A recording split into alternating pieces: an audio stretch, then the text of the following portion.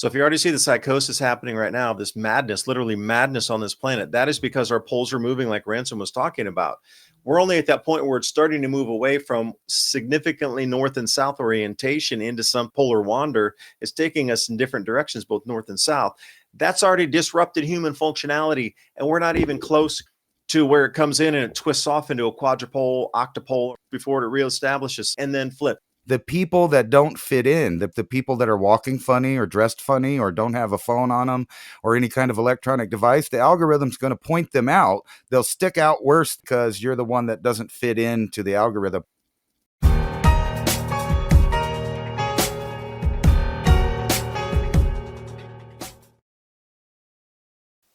And welcome to the Civilization Cycle Podcast, a live show every Thursday night, 10 p.m. to midnight Eastern Standard Time, streaming off of Rumble, the Civilization Cycle Podcast channel, continuing along the second hour of conversation. This is what me and Ransom have been talking about forever. When the food gets expensive or not available, our society changes. I don't care how that is accomplished or how it happens, whether it's decreased crop yields from magnetic fields on our planet changing and the jet streams bending and rainfall patterns going to different locations. It gets cold in some seasons. There are droughts in areas that used to be our bread baskets. Whatever the mechanism is for higher food prices that tip over, because CIA and many an agency have done the reports, 50% of disposable income going into foodstuffs. And I wouldn't even say electricity, but food and basic necessities. Let's say that. When it gets that 50% or 60% tip point, society absolutely just comes unhinged and it becomes a very chaotic place. 50% is where they look for that rollover period to occur. So food is a very important thing here. Now, what they're trying to portray it as all these people over here want to steal everything that you work for. But another whole group is like, can't afford the food. I literally can't afford it. Don't have any money. And I'm not going to starve. One thing I kept hearing was not about, I'm not going to starve. Usually they're all mothers trying to feed their kids. My children will not starve. It's the father saying the same thing. The mother's saying the same. I don't care where you are. Mothers and fathers unanimously are saying the same exact things. My children will not starve. This time comes when things get so expensive for the food or non-availability. This is the time that our society disrupts like a zipper. So why are they doing this so obviously? To create the chaos that is going to be the catalyst for many other movements from this point forward. So Ransom, I'd like to jump in and maybe answer that question. I would consider that right now we should probably stop calling this the Holocene, because we're going into a new era of, it's not the regular human era as you would think of it in the Holocene that we've been in, throughout recorded history there when the Pleistocene ended. But we're approaching the end of Genesis here, is what they call it. I don't know if you saw the big O concert in Egypt where they have the Masonic lights all over the pyramids. And then what do you see? But they hired this DJ that's kind of going around with this transhuman thing. And I'll put it right here. And basically what it is, it's the end of Genesis. But on top of that, Satan is locked up or some kind of satanic thing. But if you look at it, it's a transhuman woman, robotic, with horns. And it's breaking free from the dimension that it's in, which is the digital realm that it lives in there. It's just an art show. We're now going to tell everybody that we have edge state, practical infinite energy. That's being released. Look at here. You got the Department of Energy unveiling national roadmap to deliver commercial fusion power by the mid-2030s. They've been hiding that for 70 years from us. Right. So we're in this new era, and this is where it's going, is all digital, all robotic. Don't worry about the energy that you need, because that's really it's unimportant. And to circle back to the food stamp. Ransom, that's going to power the AI data centers. What they're showing you here is there's going to be a coupling of those two, AI data centers and this. That's their power supply. If you're over 40 and planning to retire someday, the window to protect what you've built may be smaller than you realize. Here's a question most people never ask. Is your portfolio built for what's coming next? Many investors in their 40s and 50s discover they have little to no exposure to precious metals. That means their savings are largely tied to markets, policies, and paper assets with very little protection if conditions change. As retirement moves from someday to on the horizon, protecting what you've already built becomes just as important as growing it. That's where Noble Gold Investments comes in, helping investors reduce risk by adding physical gold to their portfolios. Right now might be a smart time to talk to noblegoldinvestments.com. No sales gimmicks, no pressure, just a strategy, clear answers built around your goals. That's 2030gold.com. And the January silver bonus, a 3-ounce American Virtues Independent Silver Round, available for new qualified accounts. Building your portfolio for the long term. That's 2030gold.com. Click on that link in the description box below. Then they'll start popping out with the other technologies that go along with it. But before they really get this rolling, though, they need to reduce population. And one way to do that is cause havoc, wars, famines. You know, when we were looking at that map, I was going to bring that up before, of all of those gas wells in the Caribbean and the Gulf. If the magnetic field continues to collapse and goes towards an exponential flip, for a period of time, it's going to be really bad everywhere, except for the equatorial regions where the North Pole and the South Pole seem to be headed.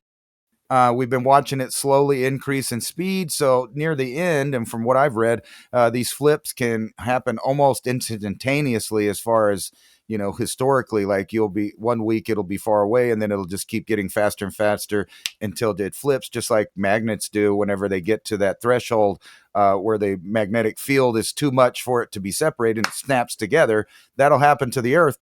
But there will be mass regions where growing and being outside will be problems for just a little while. I don't know how long it's going to be, how long it would last, like a week, a month, a year. We really don't know. But in that time period, there's really going to be only a couple of safe zones, and that'll be around the strongest parts of the magnetic field, which will be around the equatorial zone, somewhere around off the coast of South America there, around the Panama Canal, and then on the other side, I think around India or something like that. But then it'll flip back, of course, and then you'll have another little intermediate point where things are dangerous. This is the core of it. After any war that happens or during that war, the countries around the world, the superpowers, are going to unveil the next level technology. Trump's basically been talking about it since 2016. And if you really think about it, when we were living in caves, we lived to about 30 years old, and all the way up until the time we started rolling trains around and building an industry, the lifespan of most people didn't really gain much life. It was only 5 to 10 more years for a long period of time. And then we started coming up with good hygiene, good sanitation. The populations exploded past what was necessary to build these different levels of technological steps to get to this complete transhuman world that they're building for us. When you were talking about the poles shifting, yeah, when those magnets come together, they get close, but there's that, fractional point between they get that one last step before they snap together. Now, when that happens, again, with this peer-reviewed research, and Ben does a good job over at Suspicious Observer, shout out, dude. That comes into the quadrupole and octopole or some other. There's not a single magnetic field like we have in north-south. It's punching out of everywhere trying to find stability during that time. Now, how long does that period last? I don't know.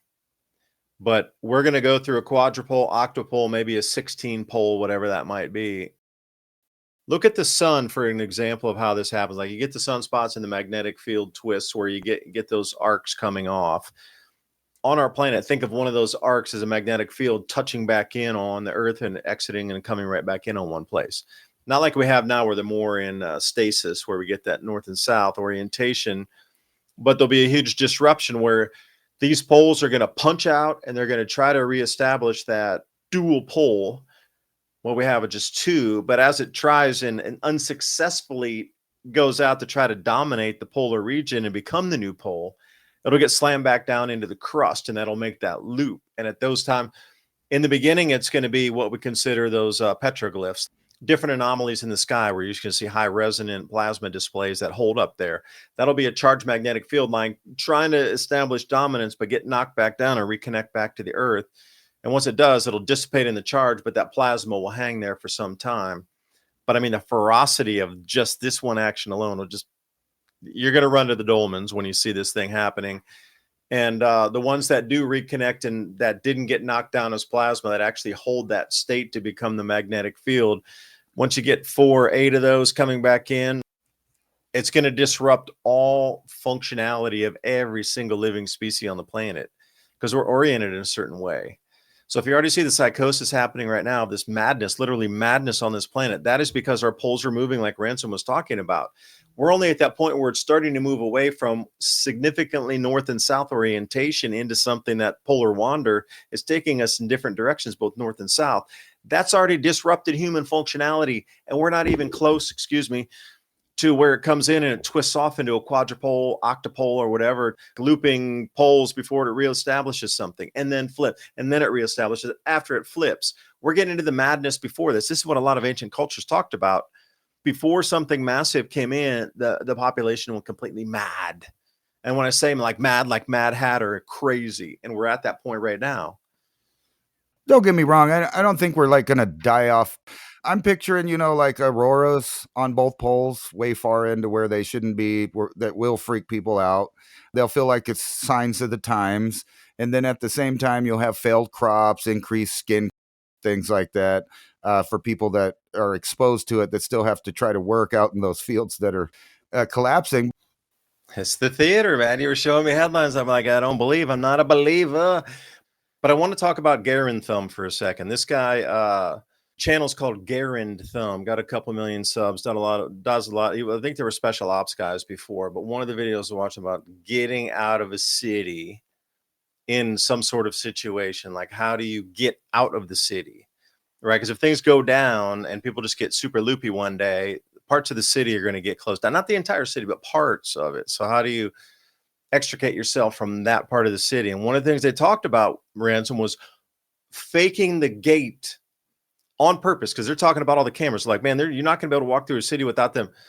Eyeglasses, still like sunglasses, any kind of glasses will still throw off facial recognition technology to a point, and then putting a baseball hat on with that.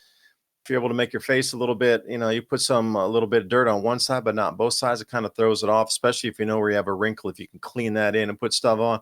But they were specifically practicing walking not of their own thing, because he showed how he walked normally, military guys walking, and then he watched how he was kind of like shoulders forward and did kind of this like hunchy thing with pigeon toes in.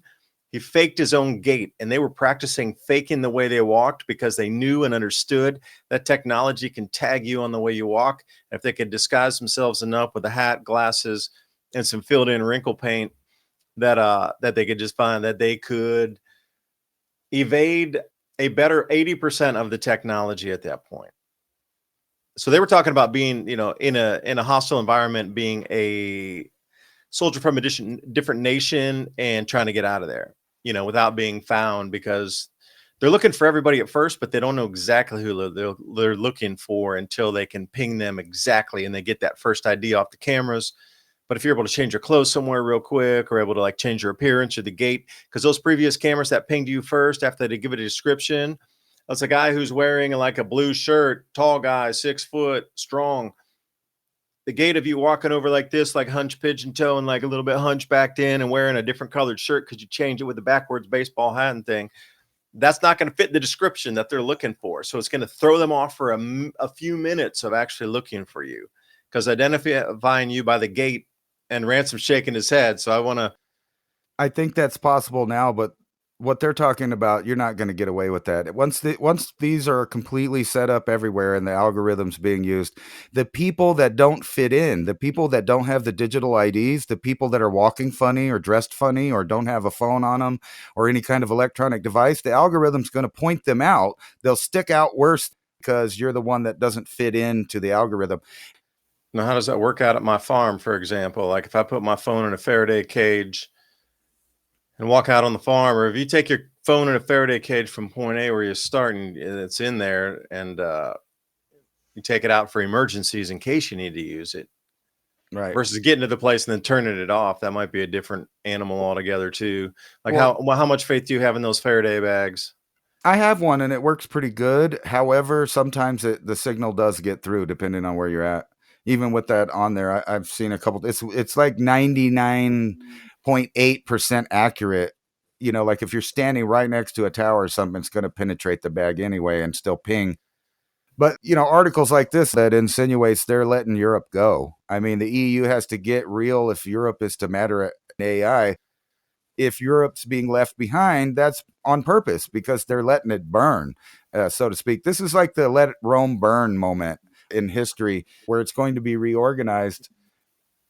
Yeah, now you have that article right there. A classified network of SpaceX satellites is emitting a mysterious signal. I might add, earlier tonight before the show, I was out looking for Comet Lemon with my binoculars, but we're behind the mountain a little bit. So it was Octarius. I could see that clearly, and it was supposed to be just above Octarius, but the sunset time right now, like when it went below the mountain, it was still not dark enough to see it. So we need to go on a hill back in town somewhere and get on a hill and see it. But looking at that time, trying to scout, with the binoculars, just trying to really look in there and see how could I see it as it was coming. I saw so many satellites, and I was telling someone else that when I was a kid, like, or even younger, even in 10, 15 years ago, when you looked up, you would only see a satellite come by like one, sometimes. You'd be like, oh, there's a satellite. Oh, when I was looking in the satellite, sometimes there'd be three at a time. Like what they were crisscrossing like this, going through the field of view. And there was always one. And I was like literally maybe 80% of the time I was looking through binoculars, like seriously for a full half hour or longer, looking for this thing after sunset. But it was just, again, it was too light and the horizon wasn't good enough, too high up off that in the mountain.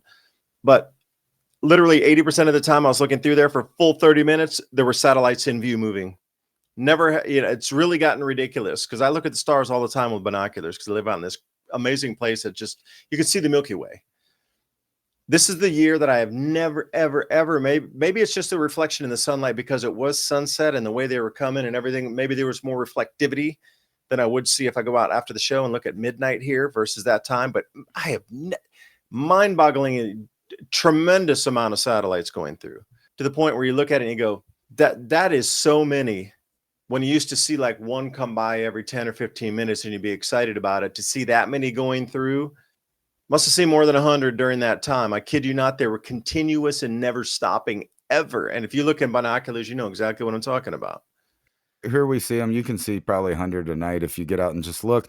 And what's funny is Yeah, that's with your naked eye, but with your binoculars, you can really see them. Right. And what's funny is the time period changes each night depending on the season of where the sun's going to be reflecting off of those. So there's like a little period of time to the northeast and the southeast, the northwest and the southwest at different times. You get the best arc of reflection, and you'll just see them nonstop, like you said, crisscrossing. We've seen probably 40. When you see them all in a line, that's SpaceX specifically. But when you're seeing the ones going all different directions, they have apps for that. And we've gone out there and, oh, cool, that's that one, that's that one. Hey, there's one that's not marked. There's another one that's not listed. There's another one that's not listed, which is exactly where I told you. That's the beginning of the new militarized zone, all the way from there to McAllen, Texas, on the other side in the Gulf of Mexico, and then down to the Yucatan, and then onward to Venezuela and the Panama Canal. It's all being set up. This more has to do with about finding assets of China and Russia and finding out where they're at and who they are. And that's what they're doing, actually. And they're setting that up so that we have a stranglehold on that canal, which for the last 20 years has been basically owned and operated by China. Well, think about the artillery shrapnel there. Like, how much damage would that do to tires if after they had ongoing back and forth between that area, and you're talking about a 200-mile zone or 100 miles inland from the border there, like, at some point that has to be a very dangerous drivable zone, not because of ordnance, but because of so much like loose metal on the roads that when you come out of there, you're going to need a tire change. And if there is a war, like rubber is always one of those things that seems to get, not going to say impossible to get, but more difficult to get. Look at war rationing back in World War II. When I was looking at the food coupons, did a fair few videos on that series. Rubber was incredibly rationed. Like you were allowed, was it one new set of tires? And after that, you were not allowed to get another set as long as the war was continuing. So, World War II, that was 4 or 5 years you had to wait to get a new set, right? So what if it's a 10-year thing? But how many tires would you blow having that much shrapnel and ordnance on there? You think a lot. We do already from just screws and whatnot around here from people, the truckers and different people hauling stuff. People are constantly getting flats and blowouts. If you can picture Ukraine Russia battle, but the United States is Russia in the scenario, and Latin America is Ukraine. So eventually you'll be getting drone attacks along the southern border and things like that. But for the most part, what you're going to see is kinetic strikes in. I doubt Mexico will probably be soon because I think they'll wait for them last. They're trying to work their way from Venezuela, Colombia up, which includes operations in Belize and Costa Rica, Panama, and we already got our partners there with El Salvador and Guatemala, that their governments are folding over to our way of thinking. You just threw the thought in my head. Now, which one's going to be scarier for the American public to absorb? A nuke dropped on Caracas or a nuke dropped over somewhere in like Azerbaijan, or a nuke dropped in Europe? I mean, which one would have the American public just begging at their knees to stop? Going to be limited. It's going to be like one or two or three. We've had thousands go off since World War II, and I don't think or they're going to nuke, but we might see some Moabs or things like that be dropped yeah. on some facilities, How something really terrifying would that close be to if it. that was a front page headline? No, the Caracas was nuked. Caracas was nuked. We got But DNA based medicine, no problem. We'll fix everything. You don't even need those potassium iodide pills anymore. We got the DNA biocomputing covered with circuitry, man. We'll put that nano dust in you, dude. You're safe. Don't even worry about the potassium junk. That's something so old. That's like the 1600s when they used leeches to clean the cuts, man. Forget that. You need the smart dust DNA biocomputing circuits instead of the potassium iodide. You heard it here well, first. this is I'm not going to explain all these, but I just want you to show what I mean by the next economic market is basically going to be DNA based. So this goes along the lines of the mini brains in the jar, but this is even smaller, right? This is DNA based biocomputing circuits. So this is going to be installed in new robotics, computers, and people. All of us, everything. This is the mixing of the bioengineering area. So look at this. This is democratizing biology. Stanford Bioengineering Lab provides affordable gene editing kit for high school students because, what could go wrong? You could trust them with everything. I'll walk away for a week at my house. They'll never Right. have But a party. you were talking to me about that Demons on the Ice thing. And then, that comes out the same year they're letting Satan bust out of the glass over in Egypt and in Las Vegas, Nevada, and cities all over the world. The end of Genesis, they call it. And now the technology, the transhuman technocratic thing is now going to provide miracles like Jesus. They already told you we got an AI Jesus, we got an AI God. Who do you want to worship? We'll cure the blind. Look at that. Blindness cured with revolutionary bionic chip. You need new teeth? That's all right. We'll just bioengineer them, grow them in a pig, and then you could just put them right in your mouth. If you could get all of these technologies in a place where they're Faraday caged to an extent, where would you do that? You would put it in the body, inside the DNA. We already know DNA is the new way of storing information.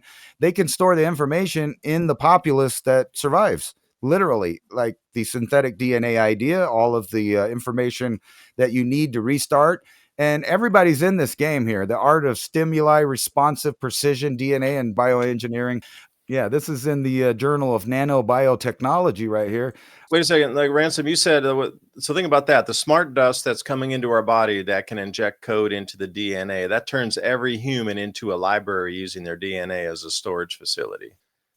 Maybe all the smart dust that's all around us and all these things that have been are programming everything that we've ever learned through human interaction, like a supercomputer in the dust into every single human. So if there are survival humans, that can be re-extracted out later. But Yes. every human gets the entire download of all human innovation history and everything stored in our DNA as literally a library of Alexandria.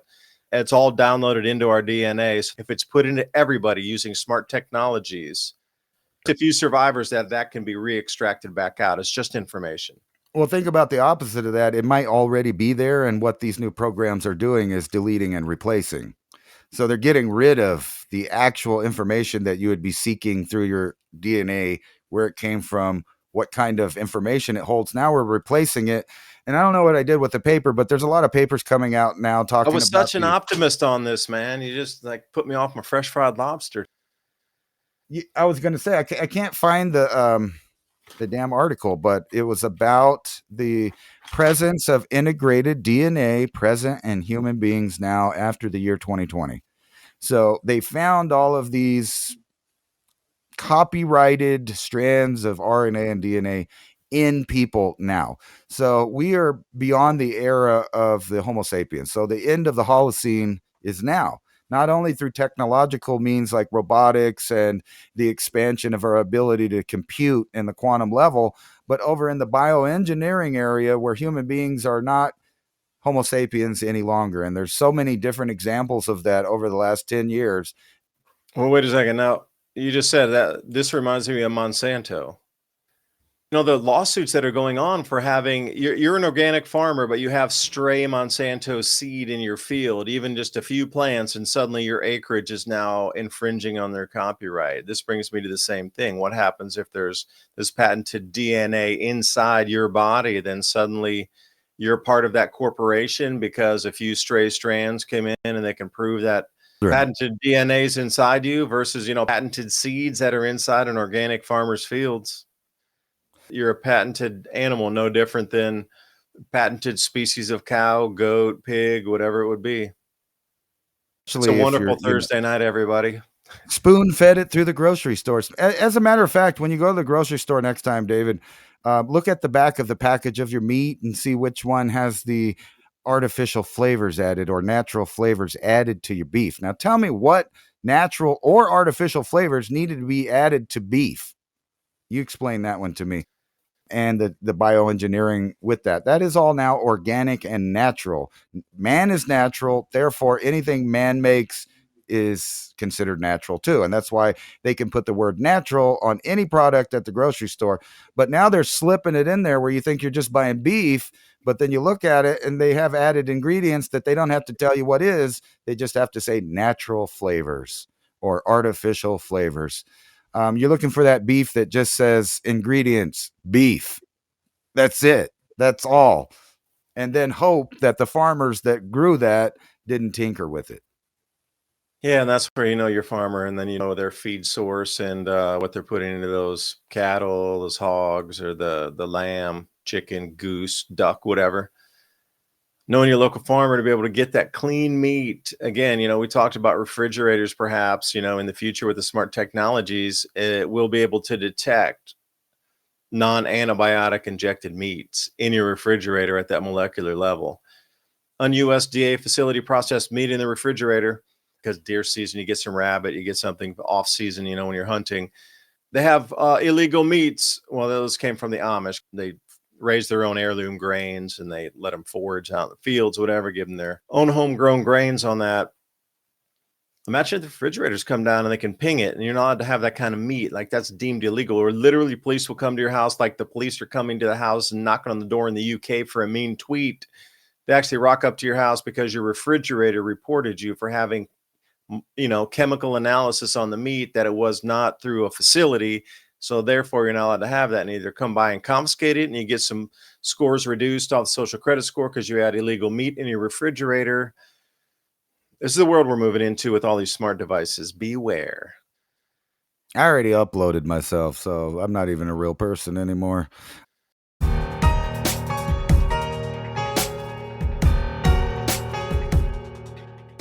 Thanks for joining. I hope you got something out of the video. Please support us. buymeacoffee.com/civilization cycle if you like information like this. That link's in the description box below. And if you would like to be a guest on the Civilization Cycle podcast, or would like to suggest a guest to join us here on the Civilization Cycle podcast, send us a message at civilizationcyclepodcast@protonmail.com. And visit us at civilizationcycle.com to sign up for the weekly show notes for the live show every Thursday night, 10 p.m. to midnight. 10 bullet points so you can keep the conversation going with others, and keywords so you can do some of your own research. civilizationcycle.com. We'll see you next show. Bye for now.